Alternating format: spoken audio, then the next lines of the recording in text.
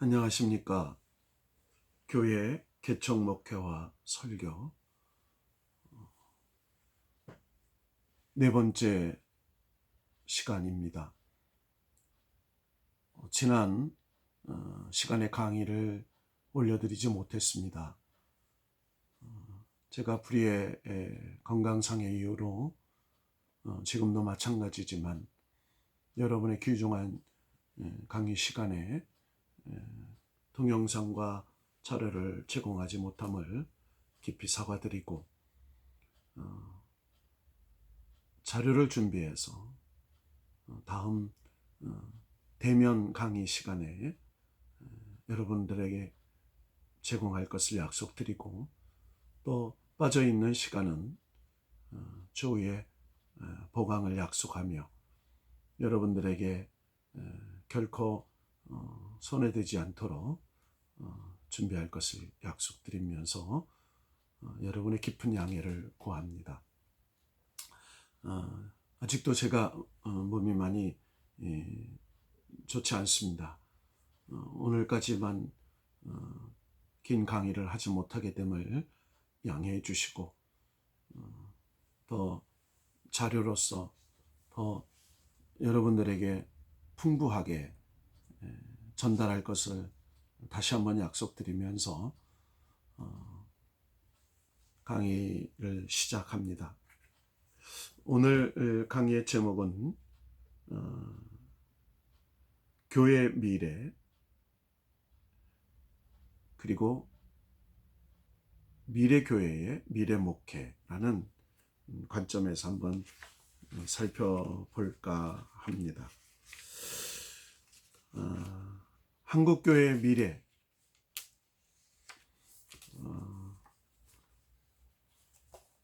앞으로 우리 앞에 세계적, 국가적, 개인적으로 많은 도전이 있을 것입니다. 특별히 한국교회의 지도자가 될 여러분 앞에는 많은 영적인 도전, 또 인간적인 도전, 또 건강의 도전, 또 물질의 도전, 수많은 난관을 극복해야 할 삶의 도전들이 다가올 것입니다. 그래도 우리는 그 난관의 도전을 이길 수 있는 능력이 하나님께 있다는 사실을 믿고 그 전능하신 하나님께 접속되어져서 그 전능하신 하나님의 능력을 다운로드 받아 하나님의 능력을 내 능력으로 사용할 때 이런 삶의 문제의 난관을 극복할 수 있는 지도자가 될 것입니다. 교회의 지도자는 내 힘으로 내 능력으로 일하는 사람이 아닙니다. 하나님의 능력으로 일하는 사람입니다. 그래서 우리가 하는 일을 하나님의 일이라고 말하는 것입니다. 내 능력, 내 힘으로 하는 일이 아니기 때문입니다. 민족이 암울했던 시기에 한국교회는 일제에 저항하며 또 일제 신사참배를 거부하며 믿음의 양심을 지켰습니다. 이로 인해 기독교 학교들이 강제 폐교되고 또 교회가 일제에 의하여 강제 해산되는 아픔을 겪기도 했습니다. 하지만 교회는 지조 있는 신앙을 지켰습니다. 민족을 살리는 등불로 자리매김했습니다. 민족의 독립과 해방을 위해 교회는 많은 역할을 감당했습니다. 이로 인해 많은 피해를 입기도 했습니다. 일제시대 조국교회는 신생교회였지만 민족과 함께 역사와 함께하는 그런 복음의 능력을 갖춘 교회였습니다. 우리나라에 복음을 전해준 서구 기독교 교회보다 훨씬 더 건강한 모습이었습니다. 흑암에 있던 백성들에게 큰 빛을 비춰 주었고, 그리고 가난과 어둠 속에 싸우는 백성들에게 소망이 되어 주었습니다. 그러나 지난 70년대, 80년대, 90년대 중반까지 급속한 성장을 하면서 교회는 본질에서 이탈하여 자기 몸 키우기에 바빴습니다. 교회는 성장과 동시에 건물 짓기에 열을 올렸습니다. 그래서 예배당이라고 부르던 교회 건물도 어느새 교회 성전이라는 이름으로 바뀌어 갔습니다. 성도들의 신앙도 자기중심적으로 개인화되고 기복화되어 갔습니다. 십자가는 지지 않고 복만 받으려는 영적 탈선의 길을 걷기 시작했습니다. 하나님과 이웃을 위해 존재해야 할 교회가 자기 몸 키우기에 바빴습니다. 역사와 함께 민족과 함께했던 아름다운 신앙의 전통은 성장의 걸림돌이 되어 뒷전으로 밀려났습니다. 교회는 구조적으로는 성장주의에 매몰되었고 성도들의 신앙은 기복주의에 빠져들고 말았습니다. 눈에 드러나지 않던 영적 타락과 탈선은 2000년대 들어서면서 서서히 드러나기 시작했습니다. 크나큰 사건이 있을 때마다 교회와 교인들의 이름이 오르내렸습니다. 성도들은 서로가 옳다고 하면서 법정에까지 가서 세상의 잣대로 시비를 가리고 있습니다. 세상을 판단해야 할 교회가 세상에 의해 판단받는 꼴이 되었습니다. 이제 교회의 문제는 시사고발 프로그램의 단골 메뉴가 되었습니다.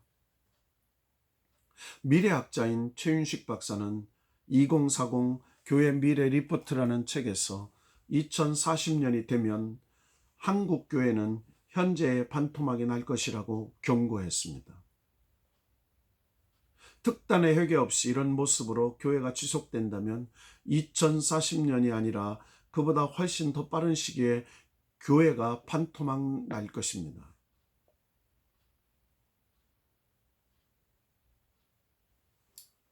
한국 교회의 부채는 심각합니다. 제1금융권에만 4조 2,500억 원이 대출되어 있다고 했습니다. 제2금융권 그리고 교인들 이름으로 대출받은 것까지 합치면 10조 원이 훨씬 넘는다고 합니다.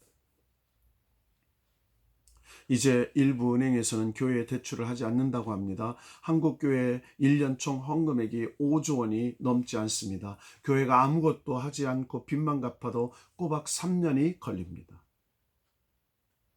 문제는 빚진 내용입니다. 가난한 자를 도우고 선교 사명을 감당하기 위해 빚진 것이 아니라 예배당 건물 짓기 위해 빚졌다는 사실입니다. 남을 도우기 위해서 빚진 것이 아니라 자기를 위해 빚졌다는 사실입니다. 사람으로 말하면 집 사고 차 사고 오치당하다가 빚진 것과 같습니다. 어쩌면 하나님께서 예배당 팔아서 가난한 자와 이웃을 도와주라고 말할지도 모르겠습니다. 한 해에 헌금 1조 원이 은행 이자로 나가고 있습니다. 경쟁적으로 예배당을 신축한 어떤 신도시 은행 직원이 이렇게 말했다고 합니다. 우리 지역의 은행원들은 교회가 먹여 살린다고. 하나님과 이웃을 위해 헌금도 건물도 사람도 사용해야 할 교회가 자기 몸 하나 유지하기 위해 빚을 내고 빚 가운데로 걸어가는 것이 아니라 빚 가운데 걸어가고 있습니다. 이런 암담한 현실 앞에 교회의 미래는 어느 방향으로 가야 할까요? 이것이 교회 지도자들의 고민입니다. 저만의 고민이 아닐 것입니다. 많은 목회자의 고민이요. 앞으로 한국교회를 책임져야 할 여러분들의 고민이기도 합니다. 교회를 사랑하는 우리 모두의 고민입니다. 사회 곳곳에서 교회를 개혁한다고 말하면서 교회의 부정적인 모습을 들추어냅니다. 덩달아 예수 믿는 성도들도 교회를 비판적인 눈으로 보고 있습니다. 교회를 개혁한다고 말하고 비판적으로 눈으로 보는 것은 대부분 교회의 구조적인 모습입니다. 신학교 교수들도 교회는 개혁되어야 한다고 말합니다. 그러나 신학교의 개혁은 말하지 않습니다.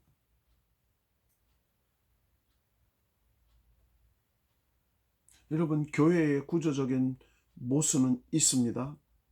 그러나 정작 중요한 것은, 정작 갈아엎어야 할 것은 잘못된 믿음에 대해서, 잘못된 신앙에 대해서, 잘못된 신앙인의 삶에 대해서 어느 누구도 언급하고 있지 않다는 점입니다. 교회의 구조에 대해서는 사정없이 칼을 휘두르지만 정작 자신의 잘못된 신앙에 대해서는 회개의 칼을 대지 않고 있다는 점입니다. 예를 든다면 교회의 세습은 비판하면서 자신의 부를 자녀들에게 물려주는 것은 당연한 것으로 생각합니다. 비판하는 대상에 항상 자기가 빠져 있습니다. 우리가 정말로 개혁해야 하는 것은 교회 구조보다는 신앙의 본질입니다. 우리는 교회를 비판하는 힘을 긍정적으로 에너지로 변화시켜야 합니다. 교회를 지극히 사랑하기 때문에 사랑으로 변화시켜 나가야 합니다. 저는 하나님께서 한국교회에 요구하는 것이 이것이라고 생각합니다. 타락한 한국교회가 이렇게 부끄러운 모습인데 눈 감고 있으라고 하는 것은 아닙니다. 때로는 분노가 쌓이고 화가 나지만 그 힘을 가지고 한국교회의 좋은 모습을 가꾸고 만들어서 사람들에게 보여주는 일이 오늘 저와 여러분이 해야 할 일이라고 생각합니다. 여러분, 교회는 거룩한 것입니다. 하나님의 교회는 거룩하십니다. 그 교회에 몸담아 있는 교회 지차인 우리가 문제인 것이죠. 교회는 질그릇과 같습니다. 외양은 상처가 있고 재료도 흙에 불과합니다. 그러나 그 안에 보배 되신 예수 그리스도가 담겨 있습니다.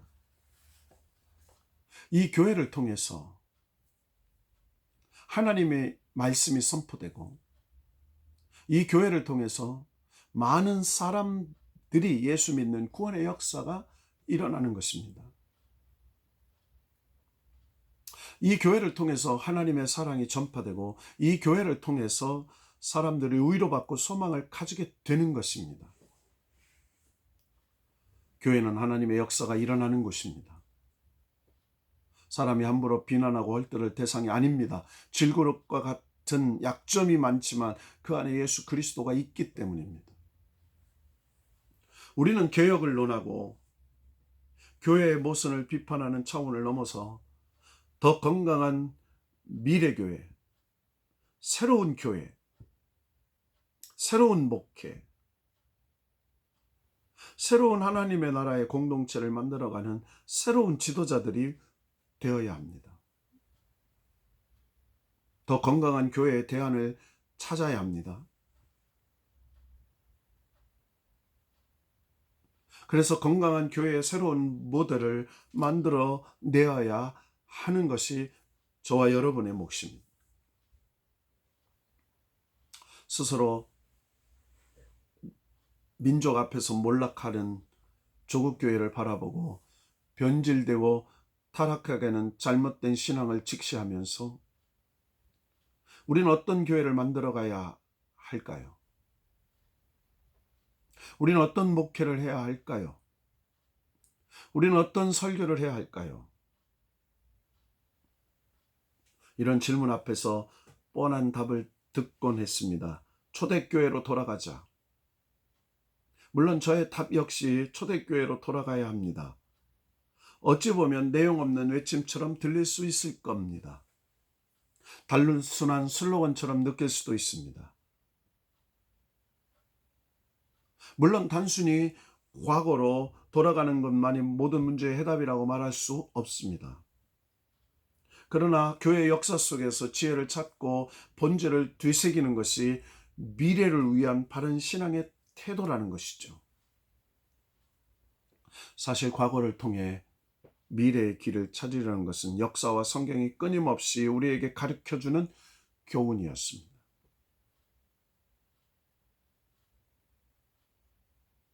해 아래 새 것은 없습니다. 옛것 속에서 새 것이 나옵니다. 과거 속에서 앞으로 나가야 할 미래가 보입니다. 사도행전에 보면 초대교회 성도들의 실상을 알려주는 말씀이 등장합니다. 얼마 전 초대교회 모습을 훨씬 더 자세하게 역사적으로 연구한 학자의 책을 소개받게 되었습니다. 로드니 스타크라는 종교 사회학자가 쓴 그의 책 기독교의 등장이라는 책에서 종전의 다른 연구와는 달리 초대교회의 실상을 사회학적 관점에서 접근하여 교회가 어떻게 거대한 로마 제국을 변화시킬 수 있는가를 대답해 주고 있었습니다. 여기서 로마 제국이라는 과거의 그 나라를 오늘 우리가 살고 있는 이 현대 만모니즘 그리고 포스트 모더니즘 물질과 과학과 문명이 창궐해 있는 글로벌 빌리지 시대에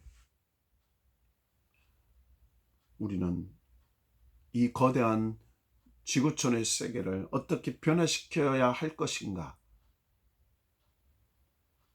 과거의 로마 제국 시대와 오늘 우리의 살고 있는 시대의 브릿지 다리를 연결해서 우리는 한번 동일시하는 원칙으로 생각해 봐야 할 문제라고 생각합니다.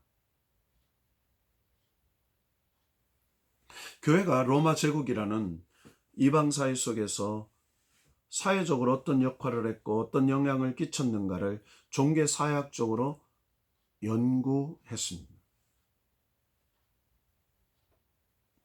교회 내부적인 의미가 아니라 사회 속에서 기독교가 어떻게 비춰졌는가를 연구한 것입니다. 스타크 교수는 예수 그리스도의 탄생과 부활 그리고 주 350년 사이 일어난 교회의 경이적인 성장에 관해 오랫동안 연구해 왔습니다. 그의 연구에 의하면 주 40년 로마 제국의 기독교인들은 불과 1000명 정도에 지나지 않았습니다. 그리고 그들은 온갖 박해를 견디면서 자신들의 신앙을 굳게 지키고 있었습니다. 그런데 이후 300년 동안 기독교는 매년 40%의 성장을 거듭하면서 신자가 3,300만 명으로 늘어났습니다. 당시 로마 제국의 인구가 5,600만 명이었음을 생각해 보면 실로 엄청난 성장이라고 하지 않을 수 없습니다. 어떻게 로마 제국의 변방에 있던 식민지 국가 유대 땅의 한 종교가 제국의 중심에 서게 되는 기적과 같은 일이 일어났을까요?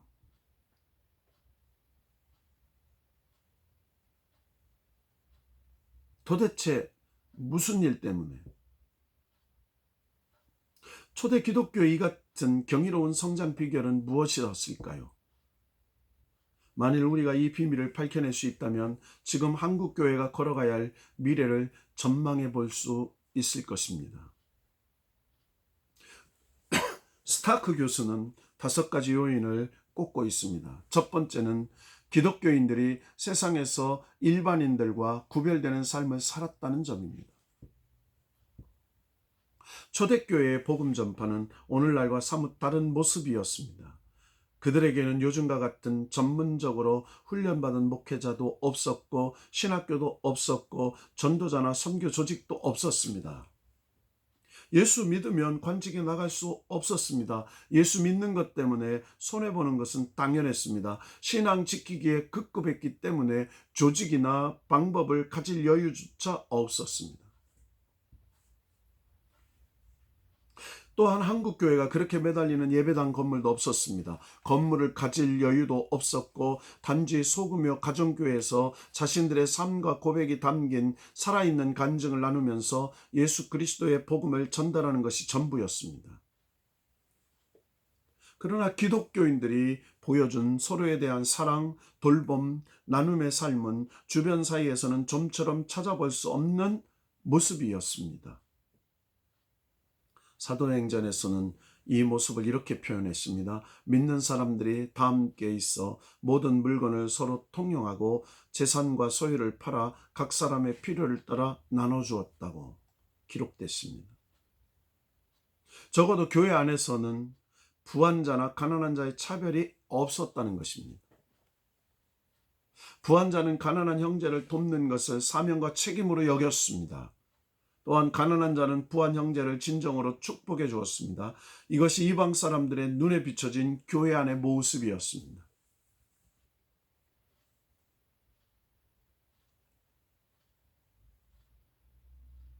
첫 번째로 기독교인들이 세상에서 일반적인과 구별된 삶을 살았다는 점이 있었다면, 두 번째로는 기독교인들은 진심으로 서로를 섬기고 이웃을 참된 사랑으로 돌보았다는 것입니다. 역사를 보면 주 165년에서 180년까지 로마 제국에는 상상을 초월하는 역병이 돌았습니다. 지금 대한민국과 전 세계에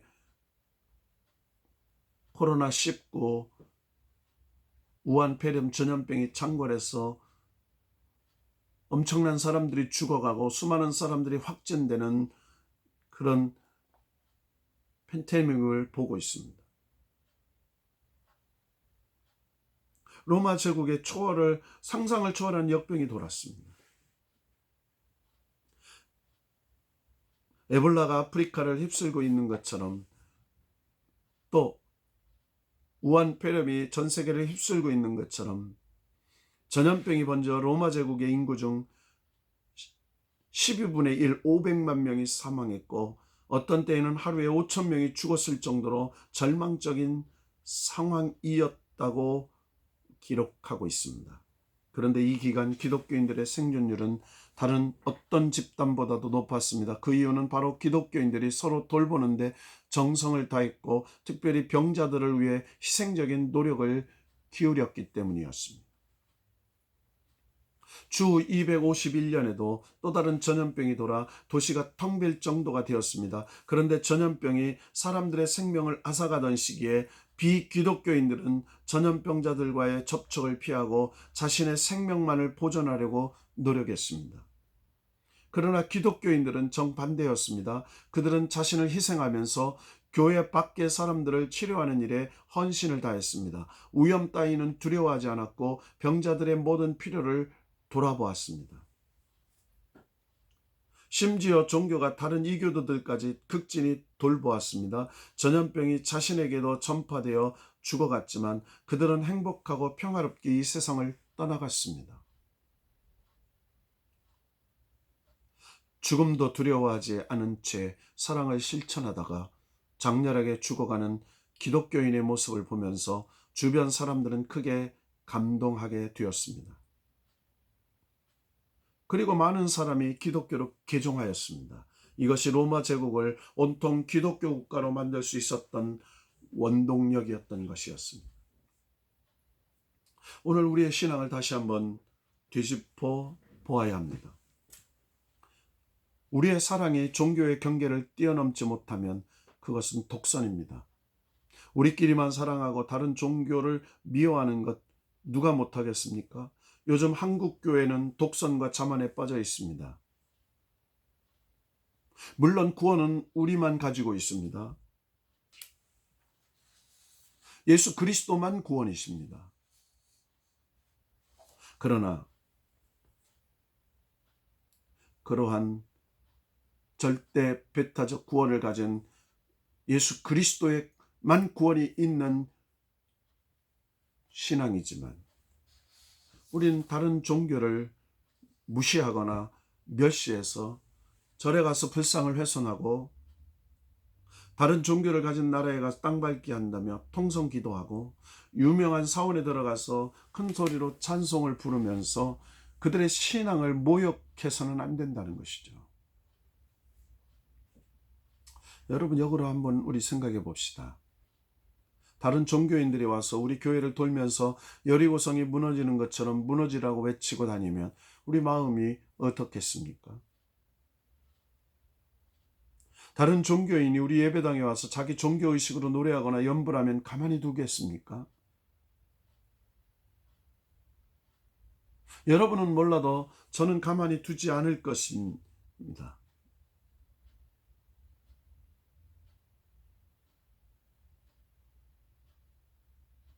이렇게 하면 종교 분쟁밖에 나지 않습니다. 하나님이 원하시는 것은 이것이 아닙니다. 다른 종교와의 경쟁과 갈등이 아닙니다.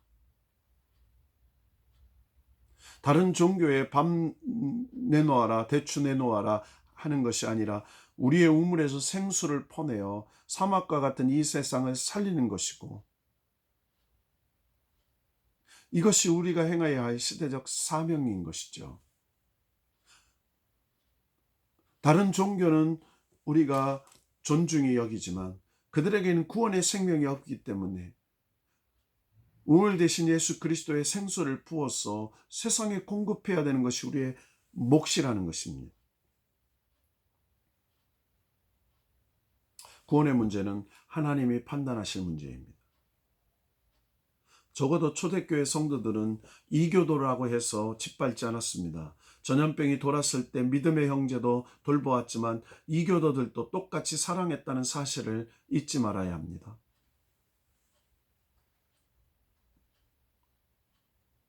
세 번째로 기독교인들은 성경의 가르침대로 결혼과 가정생활을 성결하게 지켜 나갔다는 점입니다. 당시 로마 제국은 성경적으로 도덕적으로 상상을 초월할 정도로 타락했습니다. 정복전쟁으로 성장했던 로마 제국에 평화가 찾아오자 군인들이 할 일이 없어졌습니다. 저들의 소일거리는 오직 먹고 마시는 일과 여자를 탐하는 것과 그리고 목욕하는 것이었습니다. 그래서 로마의 대도시에는 매춘이 성행했고 그리고 목욕탕 시설이 번성했던 것입니다. 특별히 대도시와 권력층에서 더 심했는데 동성애와 낙태와 매춘과 성적인 타락이 크게 달했습니다. 신성한 결혼과 가정이 다 깨어져 버렸습니다. 더욱 경악할 만한 것은 여자아이가 출생하면 바로 죽이는 일이 빈번했던 점입니다. 이것은 여성을 남성과 동등한 인간으로 보지 않았던 사회적 상황을 드러내는 것입니다. 그래서 남녀의 성비를 보면 수많은 전쟁에서 많은 남성이 사망했음에도 불구하고 여성 100명에 남성 131명, 140명으로 여성이 남성보다 훨씬 적었습니다.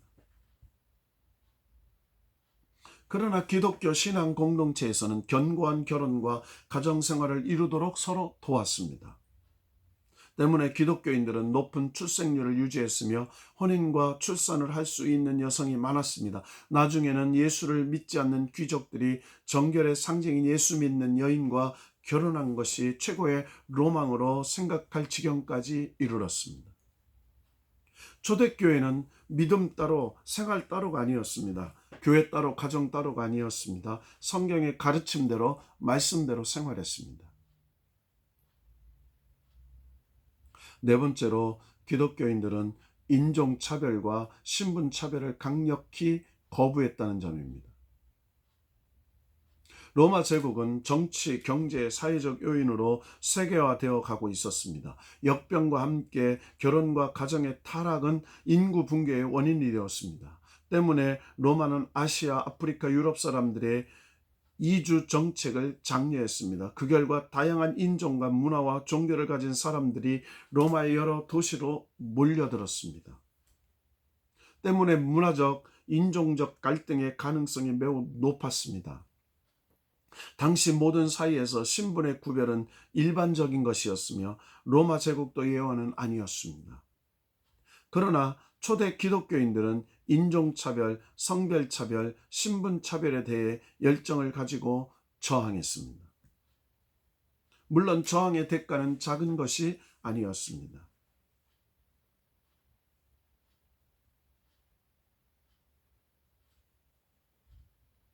이방인의 땅에 처음 세워진 안디옥 교회는 아프리카에서 온 흑인 니게르 시므온을 장로로 세워졌다는 사실을 우리는 잊지 말아야 합니다. 남자나 여자나 종이나 자주나 지주나 유대인이나 헬라인이나 흑인이나 백인이나 구분하지 않았습니다. 초대교회는 인종차별과 신분차별을 강력하게 저항했고 어떤 차별도 인정하지 않았습니다. 어떤 문화의 다름도 무시하지 않았습니다. 얼마나 멋있는 신앙 공동체입니까? 여러분, 이런 교회를 만들고 싶지 않습니까? 이런 교회의 지도자가 되보고 싶지 않습니까? 이런 새로운 교회를 개척하고 오래된 교회들을 새롭게 리모델링하고 싶은 비전이 여러분에게 부어지기를 바랍니다. 다섯 번째로, 기독교인들은 성실히 일했으며 주변으로부터 신뢰를 받았다는 점입니다. 다시 말해 기독교인들은 신뢰할 수 있고 정직하며 열심히 일하는 사람들로 인정받았던 것입니다. 신부는 종인데 종처럼 살지 않았습니다. 가난한 사람인데 가난한 사람처럼 살지 않았습니다. 제국에 흩어져 있던 모든 그리스도인들이 정직과 성실로 삼았습니다. 처음에는 제국을 무너뜨리는 반사회적인 사람으로 생각하다가 점차적으로 기독교인들은 사회적으로 매우 필요한 사람들로 여겨졌습니다. 그래서 마침내 313년 콘스탄틴 황제는 기독교를 박해 대상에서 제외했습니다. 그리고 스스로 기독교인이 되었습니다. 왜냐하면 황제는 신뢰할 수 있는 사람들 없이 제국을 통치할 수 없었고 기독교인들은 그 누구보다 신뢰할 수 있는 사람들이라고 생각했기 때문입니다. 초대 기독교의 상황을 생각해 보십시오. 그들은 예수 그리스도를 믿는다는 이유로 로마 제국의 법을 어기는 범죄자 취급을 받았습니다. 반사회적 기피 대상으로 여겨졌습니다. 그들에게는 근사한 교회 건물도 변변한 성경도 전문적으로 훈련받은 지도자들도 없었습니다. 두말할 것도 없이 성가대나 교회학교나 찬양팀이나 신학교 같은 것은 생각조차 할 수 없었습니다. 그러나 신앙은 순수했고 교회는 박해 속에서도 성장했습니다. 로마의 주류 문화에 역행하여 노예를 인간으로 대하고 해방시켰습니다. 여성을 지도자의 지위로 높였습니다. 동네에 전염병이 돌면 종교나 인종을 따지지 않고 묻지도 않고 간호했습니다. 낙태와 영아 살해에는 동참하지 않았습니다. 박해를 받으면 테러리스트가 되지 않았고 순교자가 되었습니다. 이교도를 한 식구처럼 대했습니다. 이것이 우리가 회복해야 할 신앙의 본질입니다. 이것이 교회가 걸어가야 할 미래입니다. 우리는 한국교회의 구조적인 모습과 교회의 겉모습을 보면서 개혁해야 한다고 비판의 목소리를 높이고 있습니다. 그러나 우리가 회복해야 할 것은 구조적인 것을 고치는 것이 아니라 신앙의 본질을 되찾는 것입니다. 때문에 미래 교회는 과거로부터 얻은 교훈을 통해 온전함에 이르는 교회가 되도록 해야 합니다. 과거를 향해 미래를 개척하는 교회, 본질로 미래를 혁신하는 교회 되어야 합니다.